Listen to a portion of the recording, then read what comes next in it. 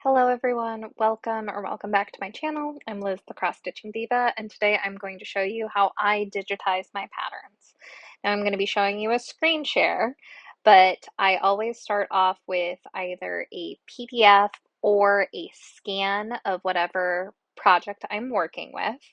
And then I start a new project, put in the name, and then adjust for the height and width of the project. This is a tiny little heart, 20 by 20, that I created for this video.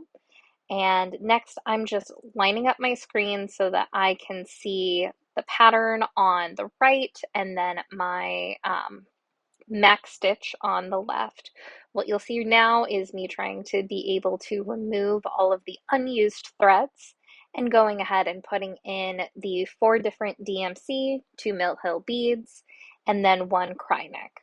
Now, when you are importing this into Pattern Keeper, you will not have the beads or the Krynic be recognized.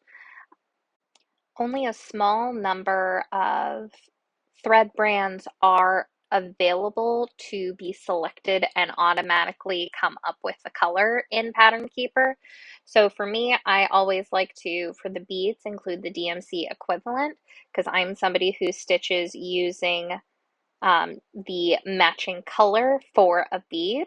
And then for Krynic, I just use the eyedropper feature to figure out what is the closest, or using my handy dandy Krynic to DMC conversion, and including both, knowing that I am not stitching that with the DMC attached. So now you're seeing me going ahead and selecting all of the different symbols that I think line up with what I have on the chart. So for the first one, I selected an M because it looks like a microphone. The second one looks like things are shooting up to that right-hand corner, so I picked an arrow that's going upward. Do whatever makes the most sense to you. For me, sometimes it is the strangest things that actually line up with what I am seeing on a chart, but I get used to it, I adapt to it, and I figure it out, and it all ends up making sense in the end. So once I have selected all of my symbols, I'll go ahead and go back to my pattern and just start putting things in. So I'm going to start from the outside in. That's actually how I designed this pattern as well. And for me, looking at the symbols on color aspect of the program makes so much more sense because I can see what I've laid down and I can easily compare it from the left side of the screen, what I'm putting down, to the right side of the screen, what was already created and I am just replicating. Now, for me, what this really feels like is those digital adult coloring books. It's very much like a paint by number. Um, it truly is digital cross stitching. And so I've always kind of joked that I, for my fancy ladies, stitch them twice because I do it once, putting it into Pattern Keeper, um, digitizing it so that I can put it into Pattern Keeper, and then going ahead and actually physically stitching the piece again.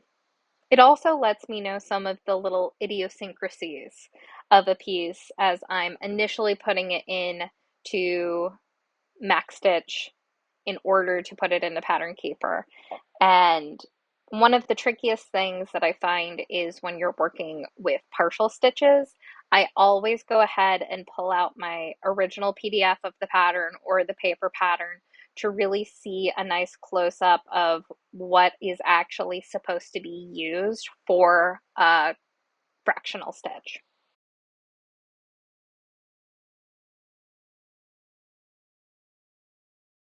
Now, in a second, I will get to show you the flood fill feature, which is one of my favorite things to do, outlining an area that has all the same stitching, all the same color, and being able to just fill it in as opposed to going in and individually placing each of those stitches.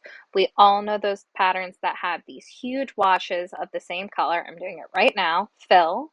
It's going to ask me if I want to do the blank space. Yes, I do. And you can just easily fill that in.